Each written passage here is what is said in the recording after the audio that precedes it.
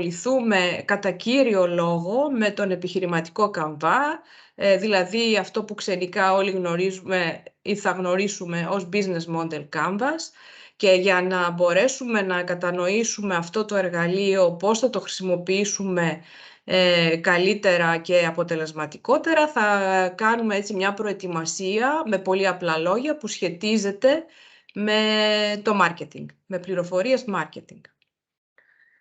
Στο επόμενο δεύτερο μέρος, το οποίο θα ακολουθήσει και θα είναι στις 23 Ιανουαρίου, θα μιλήσουμε για άλλα εργαλεία που είναι κάτι σαν το Business Model Canvas, αλλά λίγο πιο, όχι απλουστευμένο, λίγο πιο λιτό, όπως λέει και το όνομά του, και τη χρησιμότητα αυτού του λιτού πια εργαλείου, καθώς και θα μιλήσουμε όταν πια θα είμαστε επιχείρηση, πώς θα διατηρήσουμε τη βιωσιμότητά μας.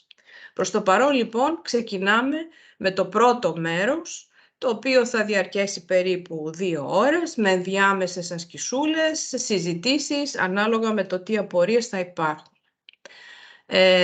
Θα διανεμηθούν μετά την παρουσίαση, υπάρχει λόγος γι' αυτό, κάποια templates και κάποια φυλάδια που θα βοηθήσουν όσους μας ακούν και όσους θα μάθουν μετά για την παρουσίαση, πώς θα χρησιμοποιήσουν τον επιχειρηματικό Canva και τα άλλα εργαλεία τα οποία θα πούμε. Κατά την εκκίνησή της, λοιπόν, θα μιλήσουμε σήμερα και για επιχειρήσεις που ξεκινούν τώρα, αλλά και ενδεχομένως για κάποιες εφιστάμενες. Από τις συμμετοχές σήμερα αντιλαμβάνομαι ότι θα μιλήσουμε περισσότερο για επιχειρήσεις που ξεκινούν τώρα. Λοιπόν, τα χαρακτηριστικά μιας επιχείρησης που ξεκινάει τώρα, φυσικά τα γνωρίζουμε, είναι προσωρινή για να γίνει κάποια στιγμή βιώσιμη και μόνιμη. Συνήθως ξεκινά με λίγα μέλη, μάλλον θα θεωρεί ότι έχει μια καινοτόπο επιχειρηματική ιδέα και θέλει να κατακτήσει και να σχεδιάσει και να αποφασίσει ένα επιχειρηματικό μοντέλο, το οποίο θα τη βοηθήσει να αναπτύξει τις πωλήσεις της, να γίνει βιώσιμη επιχείρηση και να φτιάξει το business plan, το επιχειρηματικό της σχέδιο.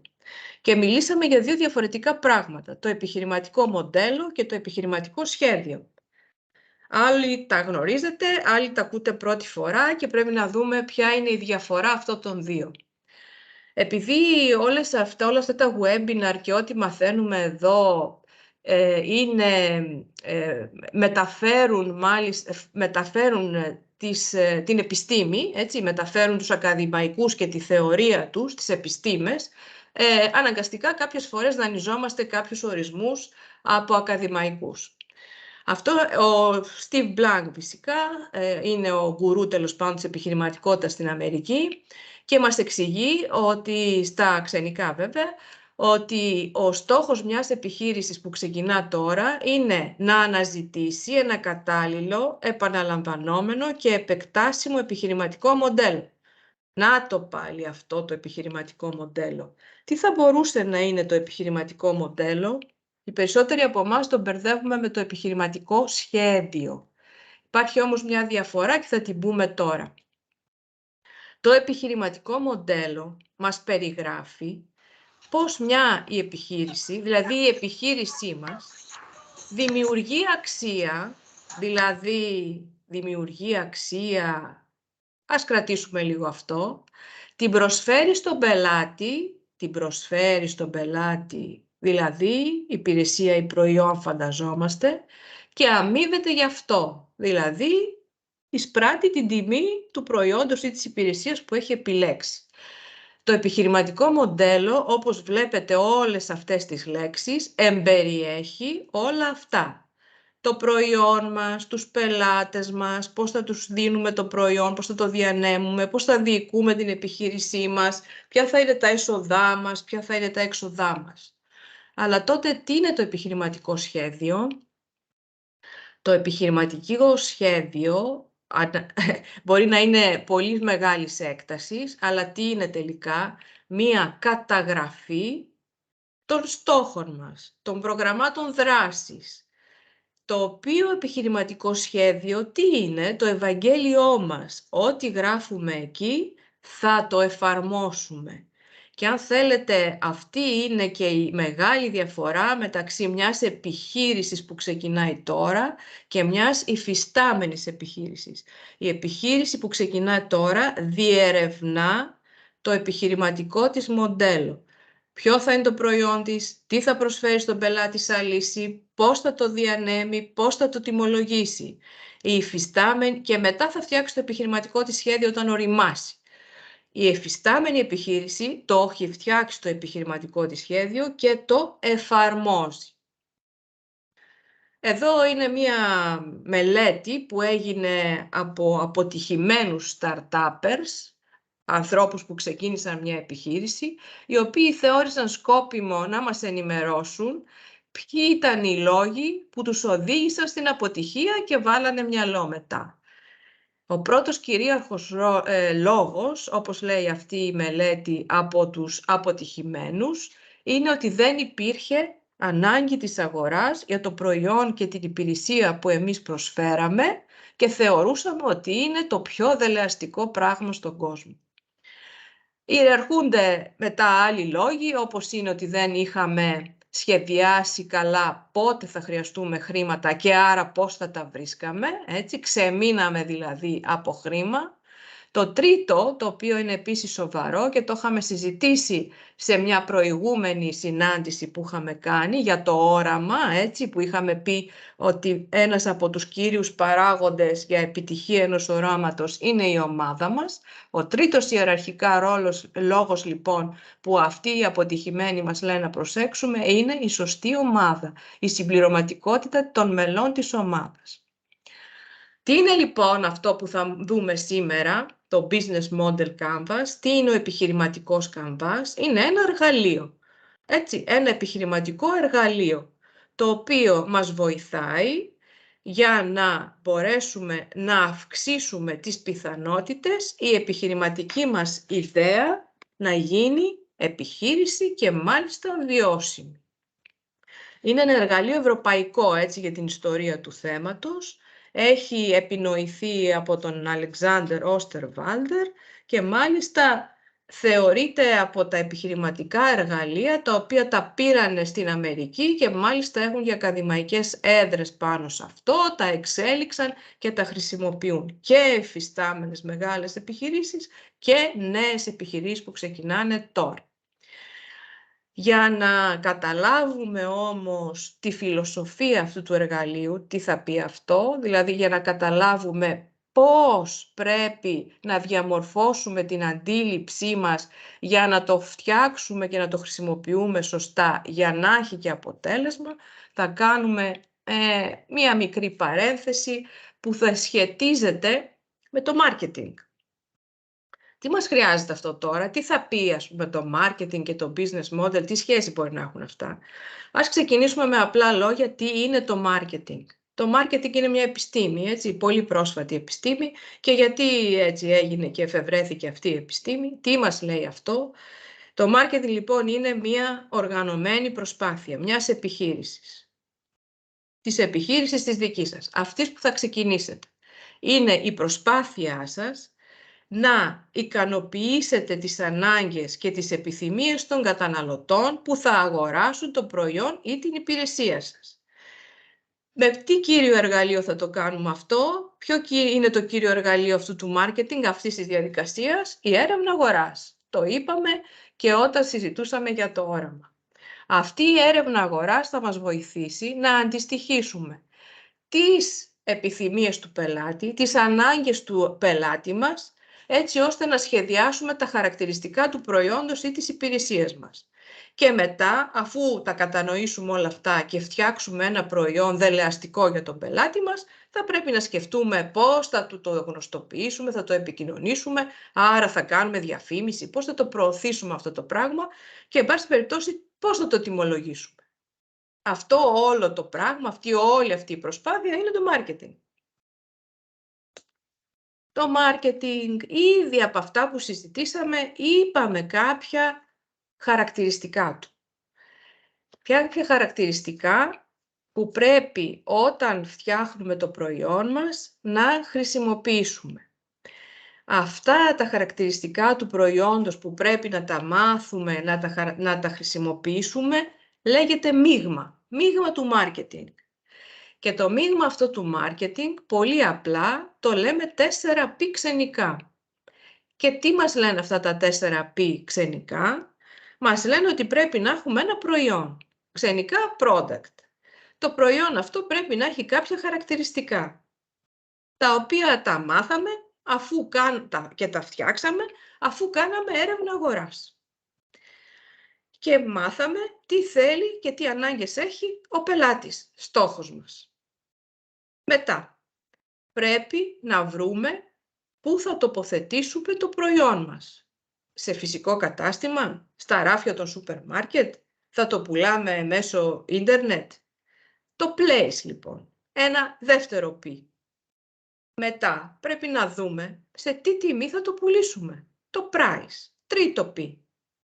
Και μετά πρέπει να δούμε με τι τρόπο θα επικοινωνήσουμε, θα γνωστοποιήσουμε ότι υπάρχει αυτό το προϊόν με αυτά τα χαρακτηριστικά, θα το βρείτε εκεί και έχει αυτή την τιμή. Δηλαδή promotion, το τέταρτο P.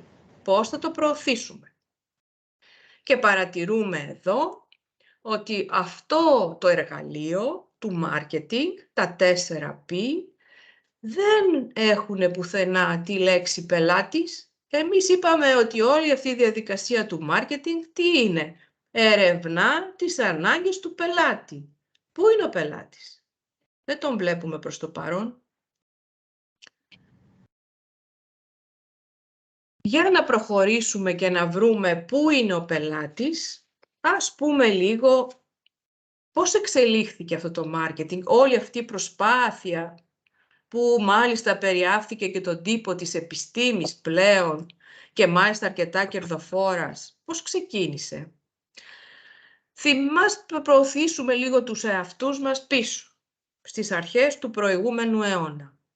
Τότε που ξεκίνησε η βιομηχανική επανάσταση και τότε πολλά προϊόντα υπήρχαν στην παραγωγή και ο καθένας ήθελε να αγοράσει αυτά τα προϊόντα και μάλιστα δεν υπήρχε παραγωγή σε επάρκεια. Υπήρχε μεγάλη ζήτηση προϊόντων, αλλά δεν έφταναν τα προϊόντα. Είμαστε λοιπόν στην ιστορική φάση του marketing που λέγεται παραγωγική. Δηλαδή, ό,τι παρήγαγαν οι επιχειρήσεις το πουλούσαν. Η καλύτερη εποχή, έτσι. Ό,τι παρήγαγαν το πουλούσαν. Μετά όμως ξαφνικά εμφανίστηκαν κι άλλοι παραγωγοί και άλλες επιχειρήσεις που παρήγαγαν. Και έπρεπε αυτή η επιστήμη του marketing να βρει τρόπο να πουλήσει τα προϊόντα που ήταν στην παραγωγή, που έβγαιναν από την παραγωγή, σοριδών. Άρα φτάσαμε σε μια δεύτερη ιστορική διαδρομή, ιστορική φάση του marketing, που ήταν η εποχή των πωλήσεων. Έπρεπε δηλαδή αυτοί οι marketers εκείνης της εποχής να προσπαθούν να πουλήσουν και ό,τι δεν ζητιόνταν, αλλά παράγονταν με διάφορους τρόπους. Εξελίχθηκε αυτό. Εξελίχθηκε γρήγορα και λόγω και της εξέλιξης της τεχνολογίας της πληροφορίας, με τα κομπιούτερ, έτσι, με την εξειδίκευση που απέκτησε όλη αυτή η τεχνολογία, φτάνει και στις ενδόμηχες επιθυμίες του καθενός μας, το χρησιμοποίησε αυτό το marketing και έτσι φτάσαμε στην τρίτη φάση του, την εποχή του καθαυτού marketing, όπου οι επιχειρήσεις πλέον μπορούν να ανιχνεύσουν τις επιθυμίες μας, να φτιάξουν χαρακτηριστικά του προϊόντος τους και να το πουλήσουν πολύ εύκολα στον καθένα από εμάς. Σήμερα βρισκόμαστε σε μια άλλη φάση του marketing και τη λέμε φάση του κοινωνικά ευαίσθητου marketing και σας θυμίζω, σίγουρα το έχετε προσέξει, ότι πολλές φορές στην επικοινωνία των προϊόντων, είτε στην τηλεόραση, στο ραδιόφωνο, στις αφίσες κλπ, μας βομβαρδίζουν ότι τηρούνται οι περιβαλλοντικοί κανόνες, ότι αυτό είναι μια κοινωνική προσφορά, έτσι, ότι τα προϊόντα μας είναι βιολογικά, ότι δεν χρησιμοποιούμε χημικά και διάφορα τέτοια. Είναι η εποχή λοιπόν του κοινωνικά ευαίσθητου marketing. Αφού λοιπόν είπαμε ότι στην πρώτη τελευταία του φάση, η οποία ισχύει μέχρι τώρα, το marketing άρχισε να ασχολείται και με το τι επιθυμεί ο καθένας πελάτης στόχος για να ενσωματωθεί αυτή η επιθυμία του, η ανάγκη του, έτσι, η ανάγκη του, ο πόνος του, ας το πω έτσι, μέσα στα χαρακτηριστικά του προϊόντος, βλέπουμε λοιπόν ότι στρέφεται το μάρκετινγκ σε ανθρωποκεντρικό. Έχει δηλαδή την τάση να ψάχνει τους πελάτες, να ανιχνεύει τις επιθυμίες τους, να τους προσφέρει πολλά σημεία πρόσβαση στο προϊόν, τα κανάλια, και επίσης να μην τους αφήνει έτσι εκεί, αλλά να τους έχει δεμένους πάνω της η επιχείρηση με τα προϊόντα της, δημιουργώντας μαζί τους διαπροσωπικές σχέσεις, να τους κάνει μόνιμους και όχι μόνιμους πελάτες, αλλά μάλιστα και διαφημιστές. Το προϊόν μας, η υπηρεσία μας, θα δούμε μια άλλη έννοια του μάρκετινγκ τώρα που πρέπει να το έχουμε υπόψη μας και είμαι σίγουρη ότι το έχουμε υπόψη μας, απλά ας το πούμε έτσι, θα μιλήσουμε έτσι κάπως επιστημονικά τώρα. Είναι ο κύκλος ζωής του προϊόντος μας. Είμαι σίγουρη ότι ξέρετε πολλά προϊόντα τα οποία δεν υπάρχουν πια στα ράφια του σούπερ μάρκετ, δεν διατίθεται στην αγορά για να τα αγοράσετε. Και ο κύκλος ζωής λοιπόν του προϊόντος τι είναι ακριβώς? Είναι το χρονικό διάστημα από την πρώτη φορά που τοποθετείτε το προϊόν στην αγορά μέχρι το σημείο εκείνο το χρονικό που αποσύρεται από την αγορά. Αντιλαμβανόμαστε ότι αυτό εμπεριέχει κάποιες φάσεις. Εδώ τις βλέπετε αριστερά από μένα, στο μπλε κομμάτι της οθόνης, όπου οι φάσεις είναι η εισαγωγή του στην αγορά, η ανάπτυξή του, έτσι, οι πωλήσεις οι μεγάλες, η ορίμαση του προϊόντος και η απόσυρση. Έτσι, για να πω ένα παράδειγμα, οι περισσότεροι από εμάς, ίσως οι πιο προχωρημένης ηλικίας, γνωρίζουν τις βιντεοκασέτες. Κάποτε εμείς βλέπαμε αυτό μέσα από τις βιντεοκασέτες. Κανείς νέος τις ξέρει σήμερα? Όχι. Ήδη έχουν αποσυρθεί, φύγανε. Πέρασαν δηλαδή στη φάση της απόσυρσης αυτό το προϊόν. Αντιστοίχως, το DVD, που όλοι φυσικά το ξέρουμε τώρα, βρίσκεται στη φάση της απόσυρσης, είναι έτοιμο να αποσυρθεί. Οι Smart TVs βρίσκονται στην φάση της ορίμασης τους. Γιατί έχει προκύψουν τα προϊόντα, τα on demand, τα οποία βρίσκονται σε περίοδο ανάπτυξης, στη φάση της ανάπτυξής τους. Κάπως έτσι είναι ο κύκλος ζωής του προϊόντος, οι φάσεις που διατρέχει ένα προϊόν. Και τι δουλειά κάνουν οι marketers, η επιστήμη τέλος πάντων του marketing, αυτός που είναι υπεύθυνος σε μία επιχείρηση για το marketing, προσπαθεί με διάφορους τρόπους επικοινωνιακούς να διευρύνει αυτό το χρονικό διάστημα που το προϊόν του θα μείνει στην αγορά, είτε στο στάδιο της ανάπτυξης με πολλές πωλήσεις, είτε στο στάδιο της ορίμασης. Αυτό τον ενδιαφέρει. Και πώς το καταφέρνει αυτό?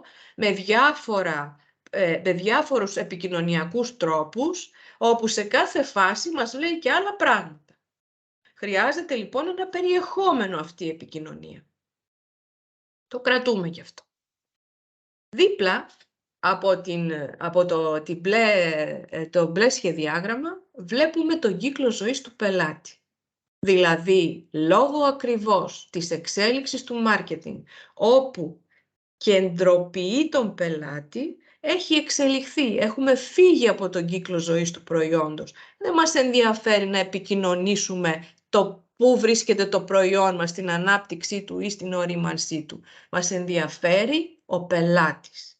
Και ο πελάτης έχει φάσεις. Ας βάλουμε τα παπούτσια του πελάτη, ας βάλουμε να σκεφτούμε εμείς οι ίδιοι πώς αγοράζουμε ένα προϊόν και αμέσως θα καταλάβουμε ότι για να αγοράσουμε ένα προϊόν θέλουμε να ενημερωθούμε. Έχουμε ένα κενό γνώσης και θέλουμε να ενημερωθούμε.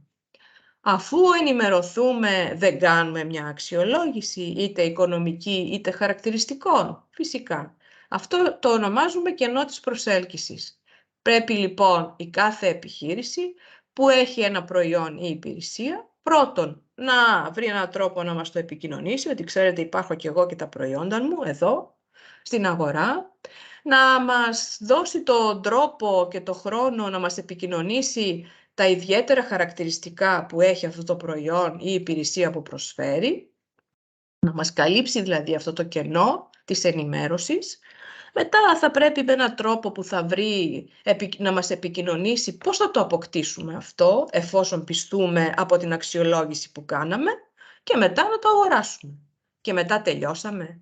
Δεν τελειώσαμε, διότι είχαμε πει όταν συζητούσαμε για το όραμα, ότι πρέπει να υπάρχουν πωλήσεις. Αν δεν έχουμε πωλήσεις, δεν έχουμε επιχείρηση. Και πώς λοιπόν η κάθε επιχείρηση θα καλύψει αυτό το κενό της διατήρησης του πελάτη της? Με επικοινωνία, με τρόπους επικοινωνίας. Αυτό είναι ένα διαφορετικό διάγραμμα, είναι ξενικά βέβαια, αλλά ουσιαστικά μας λέει τις φάσεις που περνάει ένας πελάτης για να καταλήξει να αγοράσει ένα προϊόν. Ανακαλύπτει, discover, προηγείται, συγκρίνει, αξιολογεί, αγοράζει, μένει πιστός στην επιχείρηση και στο προϊόν και μετά το διαφημίζει κιόλας. Γίνεται ο πρεσβευτής του. Θα ήθελε κάποια κυρία που συμμετέχει να μοιραστεί μαζί μας ένα αγοραστικό ταξίδι που έκανε για να αγοράσει κάτι, ένα ψυγείο, ένα άρωμα, ένα τηλέφωνο, ένα λάπτοπ ή κάτι άλλο?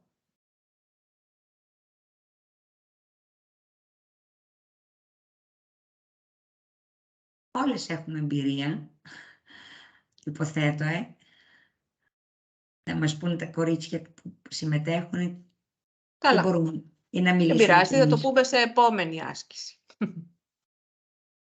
Είπαμε λοιπόν ότι σε αυτό το ταξίδι το αγοραστικό του πελάτη μας, εμείς θα πρέπει να βρούμε τρόπους για να επικοινωνήσουμε μαζί του. Στην επιστήμη του μάρκετινγκ αυτά λέγονται σημεία επαφής, δηλαδή τρόποι, ας το πω εγώ, τρόποι που θα επικοινωνήσουμε με τον πελάτη. Και για να είμαι πιο σαφής, αυτά τα σημεία επαφής διαχωρίζονται σε κατηγορίες και οι κατηγορίες αυτής διεθνείς είναι. Είναι αυτά που πληρώνουμε, δηλαδή μια επιχείρηση που θέλει να επικοινωνήσει στις διαφορετικές φάσεις του αγοραστικού ταξιδιού του πελάτη της, θα μπορέσει να πληρώσει κάποια σημεία. Παράδειγμα, αν έχει χρήματα, θα κάνει ένα διαφημιστικό σποτ στην τηλεόραση ή στο ραδιόφωνο, ή θα κρεμάσει μια αφίσα, ή ένα πόστερ στο τρόλεϊ, στα μέσα μεταφοράς ή στη στάση των λεωφορείων. Αυτά είναι τα πληρωμένα, έτσι. Αυτά που βγάζουμε λεφτά από την τσέπη μας, τα πληρώνουμε για να τα επικοινωνήσουμε με τον πελάτη, το προϊόν ή την υπηρεσία μας. Ή στο Facebook, Ναι, το Facebook είναι αυτά που λέμε τα ιδιοκτησιακά μας, αυτά που τα κατέχουμε. Είναι δηλαδή πάγια στοιχεία της επιχείρησής μας. Και ποια είναι αυτά? Είναι η ιστοσελίδα μας, είναι το Facebook που έχουμε, έτσι, η μερίδα μας στο Facebook, ή αν έχουμε κάποια σελίδα στο Facebook, το Facebook page, αν έχουμε κάποιο blog, αν έχουμε η υπηρεσία μας ή αυτό έχει ένα application και το δίνουμε κλπ. Τα πιο δύσκολα είναι αυτά τα οποία πρέπει να κερδίσουμε. Τα σημεία επαφής του αγοραστικού ταξιδιού του πελάτη μας, τα οποία τα κερδίζουμε. Και μπορείτε να καταλάβετε ότι ένα από τα πιο δύσκολα είναι το λεγόμενο στόμα με στόμα, έτσι, το word of mouth. Πόσες φορές στη ζωή μας δεν έχουμε πάει να αγοράσουμε ένα προϊόν επειδή οι φίλοι μας ή ο πατέρας μας ή ο συγγενής μας το σύστησε.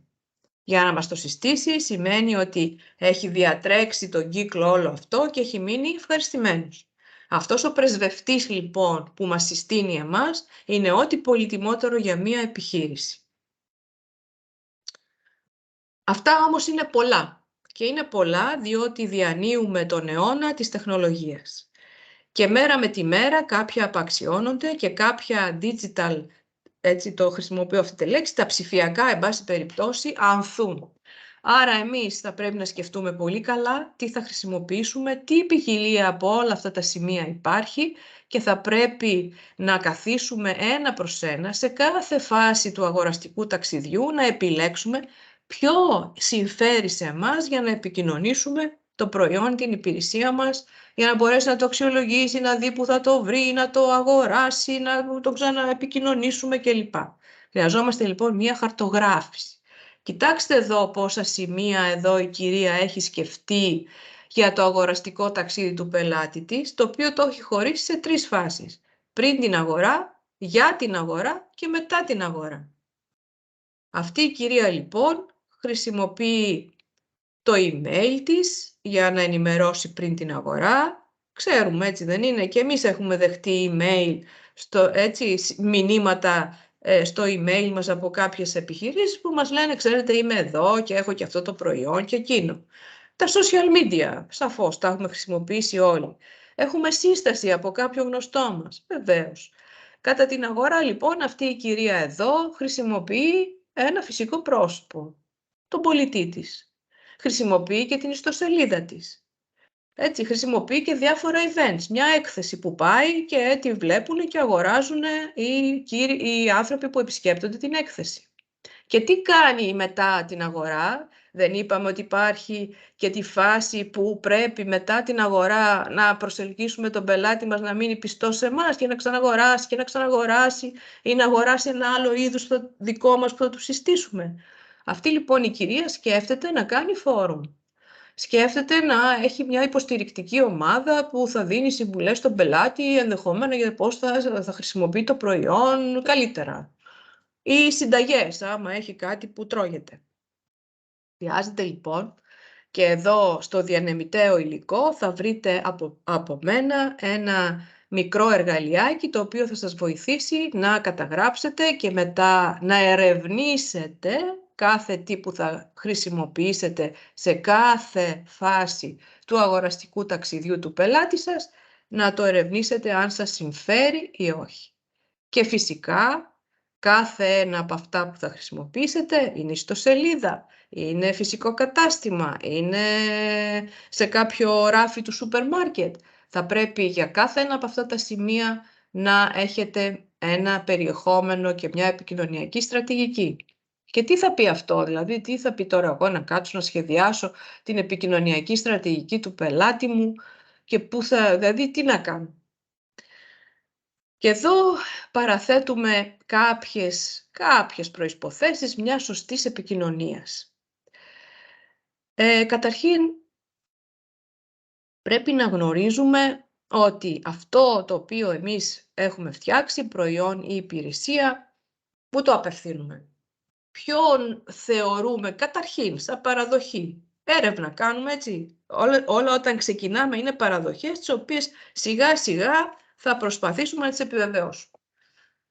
Πρέπει λοιπόν να ξέρουμε κάποια χαρακτηριστικά του πελατολογίου μας. Είναι γονείς με παιδιά ή δεν είναι γονείς με παιδιά. Είναι ηλικία μεταξύ 30-40, είναι νεότεροι, είναι μεγαλύτεροι. Λέω τώρα μερικά χαρακτηριστικά. Πρέπει να ξέρουμε αυτό που πουλάμε εμείς προϊόν, υπηρεσία, τι είναι, το χρειάζεται, το έχει ανάγκη, του λύνει ένα πρόβλημα, εξυπηρετεί ένα σκοπό στη ζωή του ή ξέρω εγώ είναι έτσι κάτι που του δίνει μια πολυτέλεια. Και αυτό ανάγκη είναι. Αλλά πρέπει να ξέρουμε τι είναι αυτό που θα τον εξητάρει για να το αγοράσει. Πρέπει να ξέρουμε πού να τοποθετήσουμε, δηλαδή πώς να επικοινωνήσουμε στον υποτιθέμενο, στον δυνητικό πελάτη μας, ότι το δικό μας προϊόν υπηρεσία με τα δικά του χαρακτηριστικά είναι η λύση σε αυτό που τον απασχολεί. Να το επικοινωνήσουμε σωστά, άρα πρέπει δύο πράγματα. Πρώτον, να ξέρουμε πολύ καλά τα χαρακτηριστικά του προϊόντος μας και δεύτερον, να ξέρουμε τι είναι αυτό που έχει ανάγκη ο πελάτης μας, για να έρθουμε να τα συνδέσουμε σαν λύση στο πρόβλημα. Από όλα τα χαρακτηριστικά του προϊόντος μας πρέπει να διαλέξουμε το πιο δυνατό, το πιο ανταγωνιστικό στα άλλα και αυτό θα είναι ο δούριος ύπος για να κατακτήσουμε τον πελάτη. Πρέπει να έχουμε υπόψη μας πώς θα ερμηνεύσουμε την αντίδραση του πελάτη μπροστά στο προϊόν μας. Τι θέλουμε ο πελάτης μας να προσέξει, να αισθανθεί, να συγκινηθεί ας πούμε, να θυμηθεί κάτι από τα παιδικά του χρόνια. Θυμίζω τη διαφήμιση μιας σοκολάτας που είναι χρόνια και λέει ας πούμε κάθε φορά που κάνει διαφήμιση, τι μας δείχνει, μας δείχνει την σοκολάτα που τρώγαμε στα παιδικά μας χρόνια. Τι θέλει, να μας συγκινήσει, να περάσουμε σε εποχές που ζούσαμε υπέροχα. Και συνειρμικά εμείς σκεφτόμαστε ότι ξαναπαίρνοντας αυτή τη σοκολάτα θα αισθανθούμε όπως αισθανόμασταν τότε.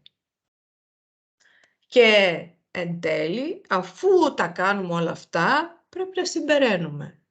Πρέπει να κάνουμε μια αυτοαξιολόγηση. Τι ήταν όλα αυτά που μας συνέβησαν μέχρι τώρα. Τον πελάτη μας, τα χαρακτηριστικά, πώς αντέδρασε, τον κατακτήσαμε. Όλα αυτά τα καταγράφουμε. Όχι στο μυαλό μας, στο χαρτί. Τώρα λοιπόν, σε συνδυασμό με την πρώτη άσκηση, ίσως κάποιος θα ήθελε να μας πει ένα πράγμα. Μπορούμε να ανιχνεύσουμε στο αγοραστικό ταξίδι που κάναμε για να αγοράσουμε, τι να πω τώρα, ένα άρωμα, μια κολόνια. Τι χρησιμοποίησε το χ κατάστημα από το οποίο αγοράσαμε αυτό το άρωμα σαν σημείο επαφής μαζί μας? Τι χρησιμοποίησε? Νομίζω ότι σχεδόν όλοι όσοι είμαστε στην Αθήνα, μια βόλτα στην Ερμού τα Χριστούγεννα την κάναμε. Τι είδαμε εκεί στην Ερμού έξω από κάποια καταστήματα με καλλιτικά, που πουλούν καλλιτικά? Τι είδαμε εκεί? Ένα σημείο επαφής που κατά κόρον το χρησιμοποιούν τα καταστήματα καλλιτικών. Ένα κορίτσι να σου δειγματίζει τα αρώματα, Ακριβώς. Μία πολύ όμορφη κοπελιά, ευγενέστατη, με ένα χαρτάκι που λέει να σας βάλω λίγο να δοκιμάσετε το τάδε. Αυτό, όσο και να μας φαίνεται ξένο, είναι ένα σημείο επαφής. Και είναι ένα σημείο επαφής το οποίο αγγίζει την όσφρησή μας. Και αυτό είναι ένα δελεαστικό σημείο επαφής, διότι η όσφρηση ίσον ανάμνηση. Όπως είναι και ο καφές, για παράδειγμα. Όταν μυρίζουμε καφέ, μας γαργαλάει τη μύτη και λέμε ας πάρουμε το καφεδάκι, δεν παίρνουμε και ένα κρουασάν. Πολύ σωστά δώρα. Τώρα θέλω να πούμε κάποια πράγματα. Είπαμε προηγουμένως ότι στο marketing χρησιμοποιούμε κάποια χαρακτηριστικά του προϊόντος, πού θα το τοποθετήσουμε, πώς θα το τιμολογήσουμε και πώς θα το προωθήσουμε. Πολύ καλά κάνουμε. Έτσι πρέπει να ξεκινήσουμε, φτιάχνοντας την επιχείρησή μας, το προϊόν μας και να τα σκεφτούμε όλα αυτά και να καταλήξουμε στο τι θα κάνουμε. Όμως, είπαμε ότι εδώ πουθενά δεν βλέπουμε τον πελάτη και ο πελάτης θέλει μία επικοινωνία και διαχείριση διαφορετική από αυτό το, αν θέλετε, στατικό, μαζικό, χωρίς να διακρίνει τους πελάτες στόχους μεταξύ τους, χωρίς αν θέλετε να απευθύνεται έτσι κάπως προσωπικά στον πελάτη. Άρα, πολύ ωραία ξεκινάμε με αυτό, αλλά θα έχουμε σωστή επικοινωνία με αυτό? Έχουν βγει διάφορες καινούριες θεωρίες και εργαλεία για το πώς αυτά τα χαρακτηριστικά, πίσω θέλω να πάω, αυτά όλα τα χαρακτηριστικά θα τα περάσουμε, θα τα προωθήσουμε, θα τα επικοινωνήσουμε στον πελάτη με τρόπο που θα τον δελεάσουμε περισσότερο. Ένα από αυτά τα εργαλεία θα βρείτε διάφορα στο Google, άμα το γκουγκλάρετε θα βρείτε διάφορα. Επιλέγετε όποιο θέλετε. Σήμερα για την παρουσίαση αυτή, για το πρόγραμμα αυτό, έχουμε επιλέξει να παρουσιάσουμε αυτό το εργαλείο και γιατί το έχουμε επιλέξει, διότι έχει κερδίσει τις εντυπώσεις. Το χρησιμοποιούν μεγάλες επιχειρήσεις της Αμερικής, μικρές επιχειρήσεις κλπ. Είναι δηλαδή ένα δοκιμασμένο, επιτυχές εργαλείο. Και τι μας λέει αυτό? Φυσικά όλα είναι ξενικά, έτσι. Τι μας λέει αυτό το εργαλείο? Βλέπετε, έχει έτσι, μια αντιστάθμιση. Λέει, αντί για το προϊόν, αντί να αρχίσω και να λέω, έχω ένα προϊόν που είναι έτσι και έχει αυτό και έχει και εκείνο και έχει και εκείνο, θα πρέπει να πω στον πελάτη, ξέρεις, τι πρόβλημα έχεις εσύ, αυτό και αυτό. Ωραία. Το δικό μου προϊόν σου λύνει το πρόβλημά σου. Όχι να πω δηλαδή το προϊόν μου έχει αυτά και αυτά τα χαρακτηριστικά, να το ρωτήσω. Ποιο είναι το πρόβλημά σου? Αυτό. Ωραία. Το προϊόν μου στο λύνει. Λέμε για την τιμή. Δεν λέμε ποτέ πόσο κάνει ένα προϊόν. Λέμε τι αξία προσφέρει το προϊόν. Αν θυμίζω, ας πούμε, τον ασφαλιστή σας, που έρχεται να σας προσφέρει ένα ασφαλιστικό πρόγραμμα, δεν θα σας πει ποτέ πόσο κάνει. Τι θα σας πει? Έχεις πρόβλημα με το πρόγραμμα υγείας που έχεις. Ναι. Εμείς βάζουμε και τις μικροβιολογικές εξετάσεις. Εμείς βάζουμε και οδοντίατρο. Έτσι, τα χαρακτηριστικά του προϊόντος. Το προηγούμενο πρόγραμμά σου δεν είχες οδοντίατρο? Όχι. Μεγάλο πρόβλημα αυτό. Το έχουμε λύσει εμείς. Σου βάζουμε και οδοντίατρο, σου βάζουμε και μικροβιολόγο, σου βάζουμε και δεν ξέρω τι άλλο. Και δεν λέει ποτέ τι τιμή έχει. Αντιθέτως λέει, σου έχω λύσει το πρόβλημα. Και έτσι έχεις και οδοντίατρο που το θες, πληρώνεις και τις εργαστηριακές σου εξετάσεις, έχεις και μαστογραφία, έχεις και pap test, πληρωμένα όλα, έχεις και ετήσιο check-up. Και μπορούμε να σου κάνουμε και μηνιαία δόση και τρίμηνη δόση και ό,τι θέλεις. Και φυσικά έχεις από πίσω σου μία φίρμα η οποία εγγυάται την άμεση πληρωμή. Την αξία που δίνουμε στον πελάτη. Ησυχάζει από το πώς θα πληρώσει τον οδοντίατρό του, ησυχάζει από το ποιο είναι καλό μικροβιολογικό εργαστήριο, μας τα προσφέρει όλα στο πιάτο. Αντί να πούμε στον πελάτη μας, ξέρεις, το προϊόν θα το βρεις στην οδό Αχαρνών 381, στο σούπερ μάρκετ τάδε και εκεί και εκεί, του λέμε την πρόσβαση που έχει στο προϊόν. Δηλαδή, του αναφέρουμε όλα τα σημεία επαφής που έχουμε επιλέξει σε όλες τις φάσεις του αγοραστικού ταξιδιού.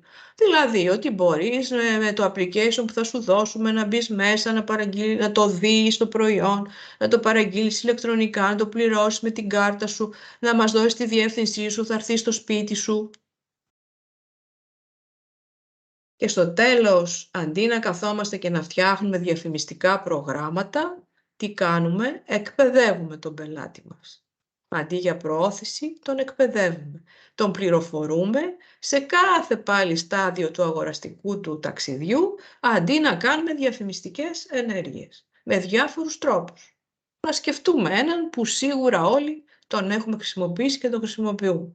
Τα σούπερ μάρκετ δεν μας δίνουν μία κάρτα την οποία την έχουμε πάντα επάνω μας και παίρνουμε κάποια προϊόντα με έκπτωση ή μας δωρίζουν κάτι στο τέλος χρονιάς ή μας δίνουν κουπόνια ή μας δίνουν δεν ξέρω τι άλλο μπορεί να φανταστεί κανείς και μάλιστα κάποιοι έχουν και βελτιωμένες κάρτες, ας πούμε.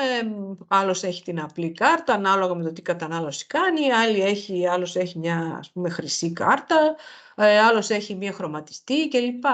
Τι κάνει εκείνη τη στιγμή η επιχείρηση, σούπερ μάρκετ? Μας εκπαιδεύει στο προϊόν της, στα προϊόντα της. Το προϊόν είναι να πουλάει τρόφιμα. Μας εκπαιδεύει και μας κρατά με τον τρόπο της δεμένους πάνω της. Αυτοί είναι τρόποι για να κατακτήσουμε, ας το πω έτσι, να κατακτήσουμε την αγορά στην οποία θέλουμε να πουλήσουμε το προϊόν μας. Έχοντας όμως υπόψη πολύ καλά τα χαρακτηριστικά του προϊόντος, ποια είναι η τιμή του, έτσι εμείς τα ξέρουμε αυτά. Δεν τα επικοινωνούμε με αυτόν τον τρόπο.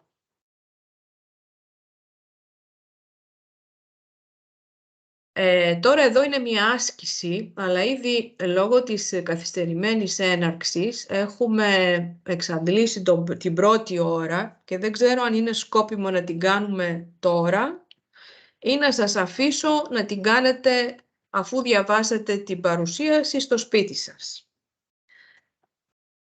Τι λένε οι συμμετέχοντες? Να το κάνουμε πολύ γρήγορα τώρα έτσι για να κάνουμε ένα refreshing τest ή δεν προλαβαίνεις? Νομίζω άμα διαθέσουμε 5-10 λεπτά θα προλάβουμε. Τι μας λέει λοιπόν η άσκηση? Ό,τι είπαμε προηγουμένως φυσικά, έτσι νομίζω το καταλαβαίνουμε. Πάμε λοιπόν στο σούπερ μάρκετ να αγοράσουμε τρόφιμα. Θέλουμε να αγοράσουμε προϊόντα ψυγείου και έξω έχει καύσωνα. Και σκεφτόμαστε τώρα να αγοράσω αυτό, να αγοράσω εκεί, θα προλάβω να επιστρέψω, να το βάλω στο ψυγείο του σπιτιού. Τι θα γίνει, αλλά τα έχω και ανάγκη υπό την άλλη. Και μας βλέπει μία υπάλληλος εκεί του σούπερ μάρκετ και έτσι πολύ ευχάριστη και έρχεται και μας λέει «Σας βλέπω να αγωνιάτε, ποιο είναι το πρόβλημά σας?» και μοιραζόμαστε το πρόβλημα, έτσι. Έχω ένα πρόβλημα αυτή τη στιγμή, εγώ ο πελάτης, έχω ένα πρόβλημα.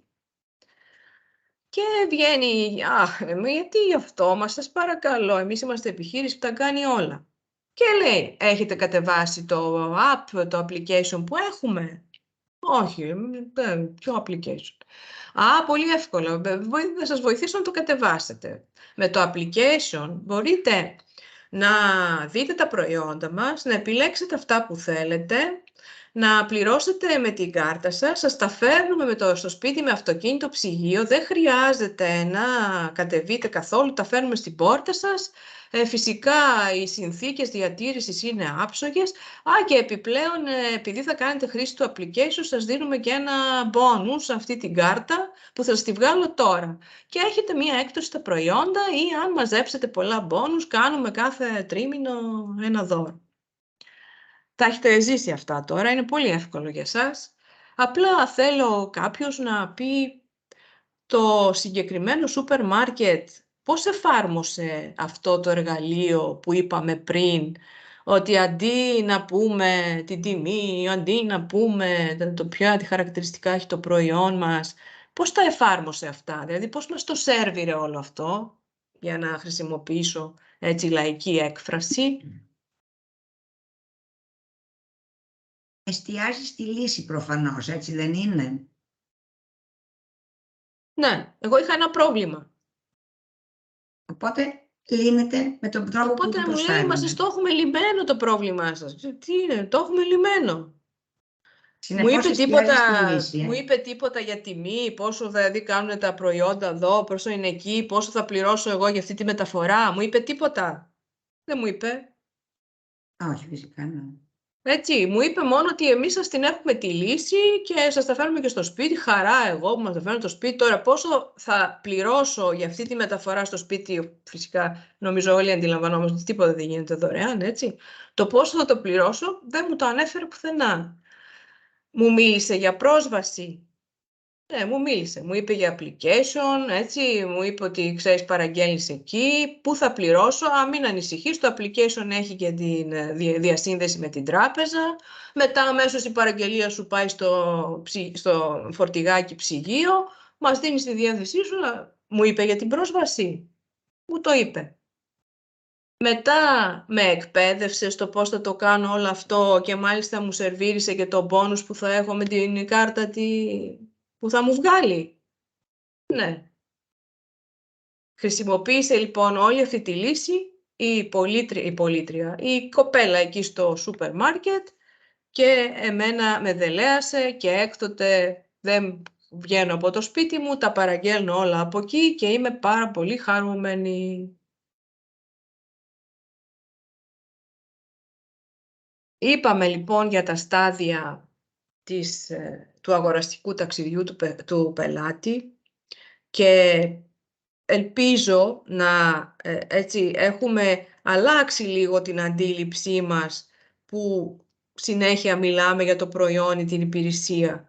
Έχουμε έτσι κατευθυνθεί κάπως, προσαρμόσει τη σκέψη μας στο πώς θα ανακαλύψουμε πρόβλημα, ανάγκη του πελάτη μας και πώς θα φτιάξουμε προϊόν ή υπηρεσία ή θα διορθώσουμε το προϊόν ή την υπηρεσία που έχουμε φτιάξει, ώστε να ικανοποιήσουμε αυτή την ανάγκη.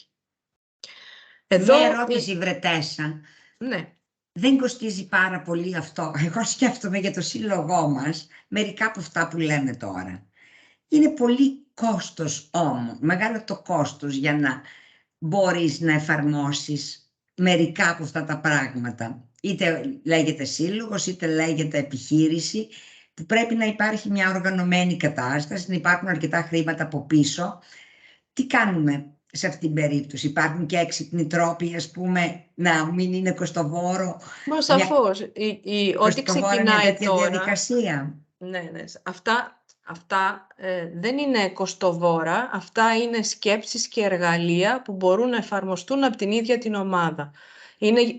Είναι σαφές, δηλαδή ξεκινάμε με αυτή την παραδοχή, ότι όποιος ξεκινάει μια επιχείρηση τώρα, δεν έχει επάρκεια χρημάτων. Όχι επάρκεια, μπορεί να μην έχει και καθόλου χρήματα. Όλα αυτά λοιπόν είναι αντίληψη και εργαλεία, τα οποία εφόσον κατανοηθούν, μπορούν πολύ εύκολα με διάφορους τρόπους, βέβαια δεν είναι του παρόντος μαθήματος αυτά, με εύκολους τρόπους να τα κάνουμε εμείς οι ίδιοι. Δεν είναι απαραίτητο να χρησιμοποιήσουμε συμβούλους, είτε εταιρείες συμβούλων και έρευνες αγοράς που είναι πανάκριβες κλπ. Μπορούμε να τα κάνουμε μόνοι μας. Υπάρχουν τρόποι και σχεδόν με καθόλου χρήματα. Αρκεί να δραστηριοποιηθούμε εμείς οι ίδιοι. Να βγούμε έξω στον δρόμο, να κάνουμε εμείς την έρευνά μας, να μιλήσουμε εμείς με πελάτες, με γκρουπ πελατών και να ρωτήσουμε και θα μας πούνε πράγματι τι χρειάζονται, ποιες είναι οι ανάγκες τους. Και εμείς μπορούμε να το κάνουμε αυτό τώρα. Παρήγορο. Καταρχήν μπορούμε να κάνουμε έρευνα μεταξύ των μελών μας, μεταξύ των στόχων, δηλαδή σε αυτού που στοχεύουμε, πανεύκολα, με ερωτηματολόγια, με συζήτηση, σε group ή μεμονωμένα και να καθίσουμε να αξιολογήσουμε τα αποτελέσματα, χωρίς κόστος όλα αυτά. Εδώ τώρα δεν κάνουμε, ας πούμε, στο τέλος μία αξιολόγηση. Είναι έντιμη μέσα σε όλο αυτό, είναι ένα μέτρο έτσι, που μπορούμε να εισπράξουμε συμπεράσματα για το τι έχει ανάγκη το κοινό μας. Δεν άκουσα όμως ποιος μίλησε. Εγώ λέω να πω ότι κιόλας ο βασικότερος σκοπός αυτών των σεμιναρίων είναι ακριβώς αυτός. Να δώσουμε τη γνώση για τα εργαλεία αυτά και στους υφιστάμενους επιχειρηματίες και στους ενδυνάμει για να τα χρησιμοποιούν μόνοι τους. Αυτός είναι ο σκοπός της εκπαίδευσης αυτής εδώ που κάνουμε.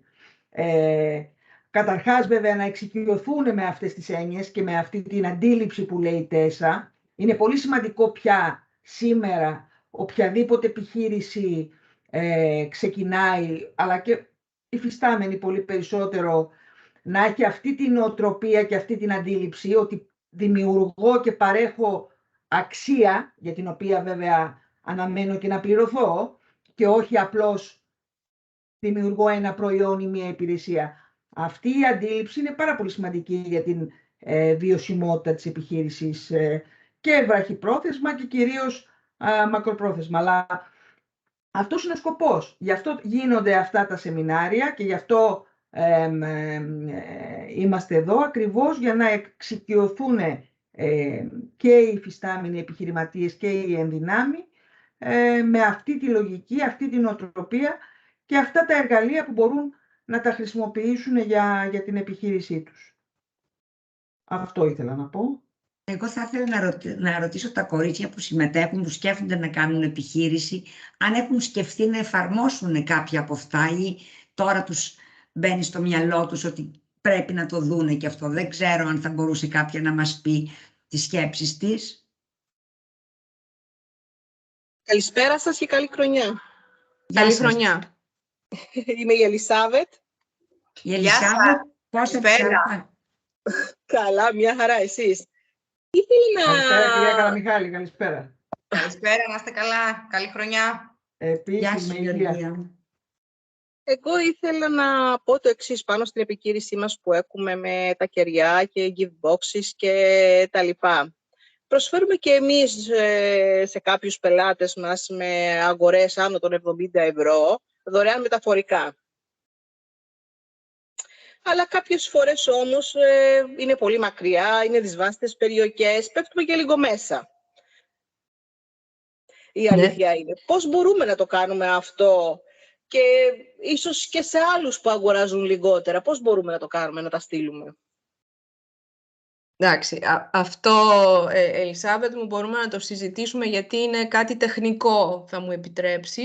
Ναι. Αντιλαμβάνομαι την ερώτηση και την αγωνία σου.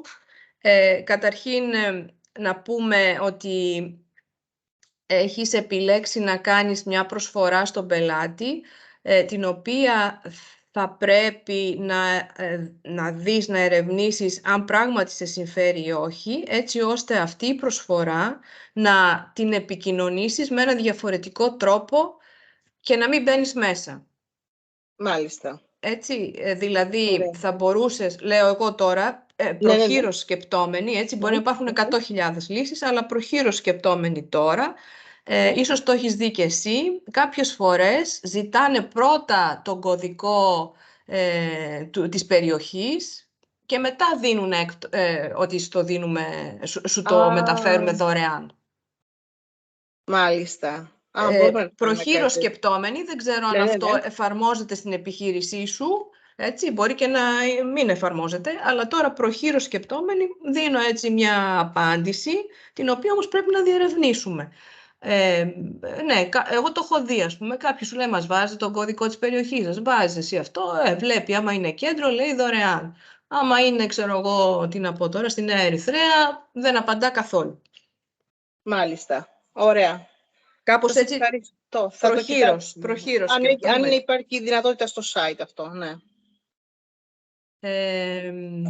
Ναι, εντάξει, άμα είναι διαζώσεις στο κατάστημα, παίρνεις το χαμόγελό σου και ρωτάς, είστε εδώ κοντά, πώς μας βρήκατε, περνούσατε απ' έξω, είστε από τη Νέα Ερυθρέα, δεν το προχωράς. Αν σου λέει, ναι, εδώ είμαι της γειτονιάς και λοιπά, να μην σας κουράζουμε τότε, μπορούμε να σας το φέρουμε στο σπίτι, δηλαδή κάπως έτσι. Ναι, το κάνουμε αυτό και στο site και ειδικά με κοντινούς ανθρώπους και όποτε μας βρίσκουν, μας παίρνουν τηλέφωνο, το κάνουμε γενικά.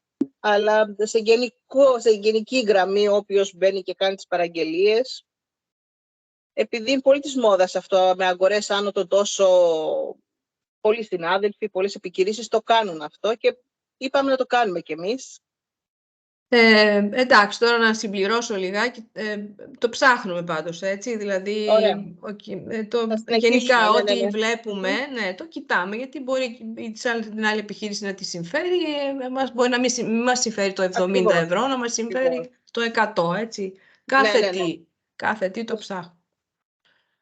Εδώ λίγο να θυμίσω ότι και οι επιχειρήσεις έχουν φάσεις, έτσι, τα προϊόντα έχουν φάσεις, το αγοραστικό ταξίδι του πελάτη έχει φάσεις και η επιχείρησή μας έχει φάσεις.